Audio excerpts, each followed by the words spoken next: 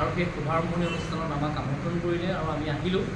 আহি লৈ পেলাই এই বেংকৰ chief executive officer Banamali Hazarika ডাঙৰীয়া আৰু লগতে এই বেংকৰ চেয়াৰমেন ডক্টৰ গৌতম কলিতা তেখেতসকলকো আমি লগ পাইছোঁ। আৰু তেখেতসকলে এই বেংকৰ সমগ্ৰ বিষয়বিলাকত তেখেতসকলে পুংখানুপুংখভাৱে তেখেতসকলে কথাখিনি কৈছে আৰু আমি অতি আনন্দিত হৈছোঁ, অতি সুখ অনুভৱ কৰিছোঁ।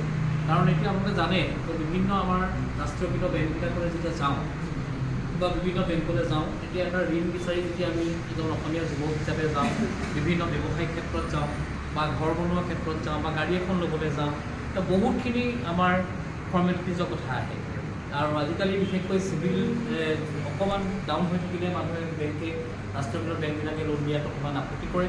গতিকে তেখেতসকলৰ মই গম পাইছোঁ যে তেখেতসকলে যিমান পাৰে তেখেতসকলে সহায় কৰিবলৈ আগবাঢ়ি আহিছে। আৰু বিশেষকৈ আমাৰ সমাজখন, অসমীয়া সমাজখন আগবাঢ়ি যোৱাৰ ক্ষেত্ৰত, বিভিন্ন ব্যৱসায়ৰ ক্ষেত্ৰত, বিভিন্ন ক্ষেত্ৰত তেখেতসকলে আগবাঢ়ি দিবৰ বাবে তেখেতসকলে আগবাঢ়ি আহিছে। অতি সুখৰ বিষয়, অতি আনন্দিত হৈছোঁ আমি। আৰু তেখেতসকলৰ মুখেদি সকলোখিনি আমি কথা সুধিছোঁ আৰু কেনেকৈ ধৰণে কি হ'ব কি নহ'ব। আৰু ইয়াত বিশেষকৈ মই এটা কাৰণে ভাল লাগিছে যে আমাৰ যোৰহাটৰ বহুখিনি আমাৰ নিবনুৱা যুৱক যুৱতীয়ে ইয়াত সংস্থাপন পালে, সেইটো চবতকৈ ডাঙৰ কথা। কাৰণ এখন চৰকাৰে, আমাৰ চৰকাৰ ভাৰতীয় জনতা পাৰ্টীৰ চৰকাৰখনে, ডক্টৰ হিমন্ত বিশ্ব শৰ্মা ডাঙৰীয়াৰ চৰকাৰখনে যথেষ্টখিনি কৰিবলৈ চেষ্টা কৰিছে। 1 লাখকৈ চাকৰি দিয়াৰ ব্যৱস্থা কৰিছে আৰু অনাগত দিনবিলাকতো চৰকাৰে চেষ্টা কৰিবই। কিন্তু তাৰ মাজতো আমাৰো কিছু কৰণীয় থাকিব আৰু সেই কৰণীয় থকাৰ ক্ষেত্ৰতে আজি বনমালী হাজৰিকা ডাঙৰীয়া, গৌতম কলিতা ডাঙৰীয়া তেখেতসকল আগবাঢ়ি আহিছে যে তেখেতসকলেও এনেধৰণৰ প্ৰতিষ্ঠানৰ জৰিয়তে আমাৰ অসমীয়া উঠি অহা যুৱক যুৱতীসকলক সংস্থাপন দিয়াৰ এটা সপোন দেখিছে। আৰু আজি মই নিজে আহি প্ৰত্যক্ষভাৱে দেখিছোঁ যে ইয়াত আমাৰ যোৰহাটৰ বহুখিনি যুৱক যুৱতী ইয়ালৈ আহিছে আৰু তেখেতসকলে আজিৰ পৰাই যোগদান কৰিছে। আৰু অনাগত দিনবিলাকত তেখেতসকলে বিভিন্ন ধৰণৰ পৰীক্ষাৰ জৰিয়তে আমাৰ যুৱক যুৱতীসকলক ইয়াত লোৱাৰ কথা কৈছে। গতিকে ভাল লাগিছে, তেখেতসকল আগবাঢ়ি যাওক।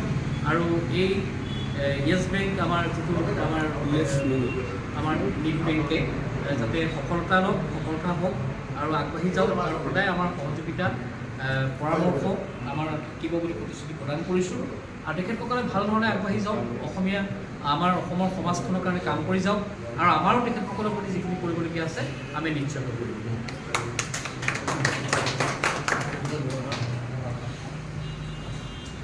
আপোনালোকে বেংকটো কেনেধৰণে আগবঢ়াই নিব, কি কি সুবিধা থাকিব, সেই কথাখিনি নমস্কাৰ। পোনপ্ৰথমে মোৰ ফালৰ পৰা অসমবাসী ৰাইজক দেৰিকৈ হ'লেও ৰঙালী বিহুৰ শুভেচ্ছা জ্ঞাপন কৰিছোঁ যে য়েছ মানি ডিজিটেল নিধি বেংক আজি ৰাইজৰ মাজত 5 বছৰ ধৰি আমি সেৱা আগবঢ়াই আহিছোঁ। 2019 চনৰ পৰাই আজি পৰ্যন্ত আমি অসমৰ বিভিন্ন ঠাইত ব্ৰাঞ্চ বনাবলৈ সক্ষমতা হৈছোঁ। যে য়েছ মানি ডিজিটেল নিধি বেংকৰ মূল উদ্দেশ্য হ'ল অসম আৰু অসমীয়া, যে অসম আৰু অসমীয়াৰ যিটো মূল সমস্যা আৰু সেই সমস্যাখিনি আমি সমাধান কৰাৰ কাৰণে প্ৰয়াস কৰিছোঁ। যে প্ৰথম কথা হ'ল যে অসমীয়া মানুহৰ যিটো সাধাৰণ বিজনেছ কৰিবলৈ ফাইনেন্সৰ অভাৱ হয় আৰু সেই ফাইনেন্সখিনি কেনেকৈ পাব লগা হয় সেইখিনিৰ কাৰণে আমি আমাৰ কোম্পানীৰ ফালৰ পৰা বিভিন্ন ধৰণৰ পলিচি গ্ৰহণ কৰিছোঁ। যে বৰ্তমান সময়ত অসমৰ মানুহৰ মিনিমাম 80% চিভিল স্ক'ৰ বেয়া হয়, যাৰ ফলত তেওঁলোকে বিভিন্ন ধৰণৰ বেংকত লোন পাবলৈ সক্ষম নহয়। এই ক্ষেত্ৰত আপোনালোকে যিখিনি সুবিধা কৰিম বুলি কৈছে, যে বেংকৰ লোন কি প্ৰক্ৰিয়া কেনেধৰণে আপোনাৰ লোন আগবঢ়াব, ঠিক আছে, সেইটো মই বুজাই দিছোঁ। যে প্ৰথম কথা হ'ল য়েছ মানি ডিজিটেল নিধি বেংক। আমাৰ নিধি বেংকৰ এটা গাইডলাইন আছে যে আমি মেম্বাৰশ্বিপ নোহোৱাকৈ কোনো ধৰণৰ গ্ৰাহকক আমি সুবিধা প্ৰদান কৰিব নোৱাৰোঁ। সেয়েহে সেই গ্ৰাহকখিনি, যিসকল গ্ৰাহকে আমাৰ ইয়াত লোন ল'ম বুলি ইচ্ছা প্ৰকাশ কৰে, সেইসকল ব্যক্তিয়ে পোনপ্ৰথমতে আমাৰ ফালৰ পৰা মেম্বাৰশ্বিপ এটা গ্ৰহণ কৰিব লাগিব। মেম্বাৰশ্বিপটো গ্ৰহণ কৰাৰ পিছত তেওঁলোকক আমাৰ ফালৰ পৰা মিনিমাম 3 মান্থৰ ভিতৰত তেওঁলোকক আমি লোন দিয়াৰ ব্যৱস্থা কৰিম। কিছুমান গভৰ্ণমেণ্ট প্ৰজেক্ট আছে এগ্ৰিকালচাৰ ডিপাৰ্টমেণ্টে বা আমাৰ গাহৰি পোৱালি হওক বা কুকুৰা পোৱালি হওক এইবোৰ মানে লোন লৈ কৰিব বিচাৰে তাত গভৰ্ণমেণ্টে 50,000 টকা যিটো লোন দিয়ে 20,000 আপোনাৰ ছাবচিডি দিয়ে এইবোৰ লোন আপোনালোকে দিব নেকি?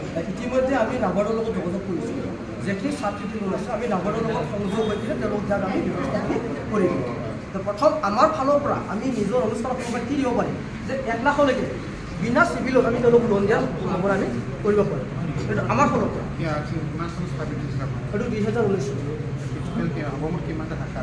সৰ্বমুঠ এতিয়ালৈকে 12 যোৰহাটটো আপোনাৰ 12 নম্বৰ আৰু ইয়াৰ নেক্সট আমাৰ লখিমপুৰত আমাৰ কাম চলি আছে সেইটো আমাৰ আকৌ